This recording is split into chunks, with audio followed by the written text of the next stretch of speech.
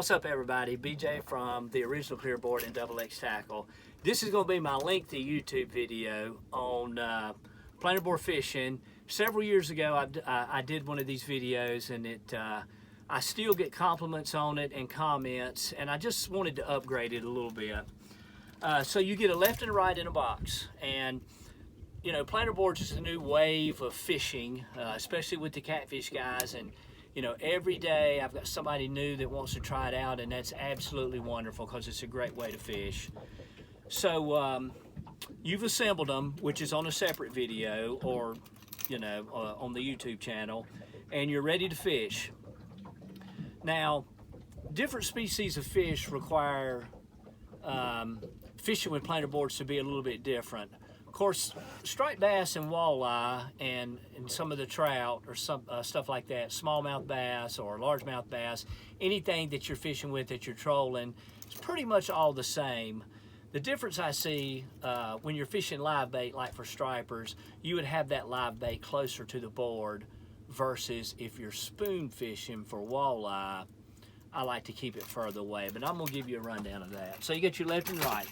Pick a side which you want to start from. I'll mostly, just out of habit, start on the left. And of course I've got a spoon on here. This would be live bait. So you got to have a swivel and you got to have a bead 36 to 48 inches above your lure. The reason for that, when you do catch a fish or you're bringing your equipment in to move to another stop, when you release the board, if it slides down the line, you want it to stop before it gets to the bait. If you don't do that, you don't have to, but if you don't, if it slid down, it could literally go through the hook, and then you just have to turn the boat around and go get it, which would be a nightmare. So I like to use the bead 36 to 48 inches. And on the back of the box, Brian did a wonderful job with the illustration on the back of the box showing you the setup for the leader. But the first thing I want to do is, how far do I put the bait behind the board? And that's going to be strictly your decision. Striped bass fishing anywhere from 15 feet to 30 feet.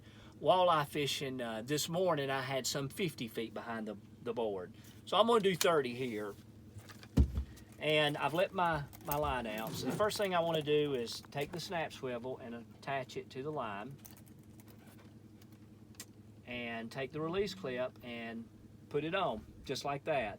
Rule of thumb, there's a little hole in the Scotty release clip. I like for the line to be about halfway in that hole. Now, if you're trout fishing, or kokanee, or salmon, or something like that, you can back off that, because that is what dictates the release. You know, a 30-pound striped bass would release that if it was set all the way to the back, whereas a kokanee wouldn't do that. So it's pretty much on the species and practice. Practice is where you get really good at that, and the moment a fish hits it, it releases. So we'll set it down in the water. This is planer board number 1 on the port side or the left. So I'm gonna let out how far I want the board to be behind the boat. And this is number 1, so this is against the transom of the boat, the back of the boat. So for video purposes, length, such as, I'm gonna put this one out 100 on the line counter. Keeping in mind that's actually about 70 from the back of the boat, because 30 feet was to the lure. You'll put it in your back rod holder. The boat is moving. Right now we are moving at 1.1 mile an hour. So when everything catches up, you can see the planer board going out to the side. And in a second, it will be 90 degrees to the back of the boat. So let's get started with the second bait. So, spoon number 2. So if I'm going to have 2 baits out here on the port side, or 3, or even 4. I know guys that use 6. So we're going to go 30 with this one. You can see the medium board is trucking along out there at 1.1 mile an hour. All right, so I got my 30 feet here. This will be a large board. I'm only doing that because it's what I have. Most guys use one size boards for everything, or they have a mixture, but this is going to be a large board. So there again, you attach the swivel, you come up here, put it in the middle of the pad. Everything faces to the inside. The rod, the foam, inside of the boat, and the rod is to the front. So you let this out. So if I've got on my line counter back here 102 feet, I can't put this one out at 102 because it would hit the other one. So I've got to be shorter. So what we're going to do on this board is 92. I'm at 80. This is why I love line counter reels. It makes it so much easier. A lot of the guys will do it by turns, and that's fine. All right, I'm at 92. I put it in my second rod holder, and I'm going to use a downrigger rod holder for this because I don't have my other one set up. And as you can see, number 2 is swinging out, and it's actually going to go ahead of number 1, but only be 92.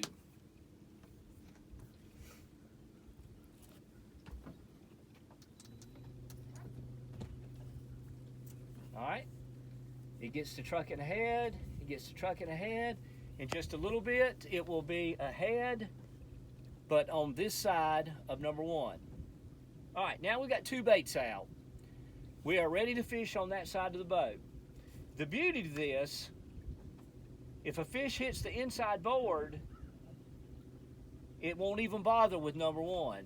If you feel like that is too close, you can always let more line out on number 1 or reel number 2 in.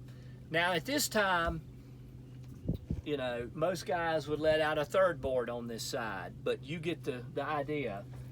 I'll come over on this side of the boat and I'll do the same exact thing with the right board or starboard.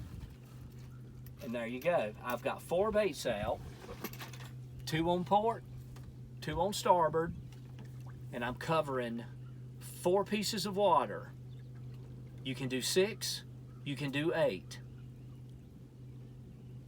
And if you do it this setup, any fish that hits it will not get hung up. Now there's circumstances where I've seen it. An aggressive 40-pound striped bass can make a mess, but most of the time, if you keep them separated, it won't happen. Hope that helps anybody that's thinking about getting into planer board fishing. And you can always email me, Facebook message, Instagram message, or send me a comment on YouTube. I try to get to all the questions that people ask. Thanks so much for watching, and thank you for your purchase.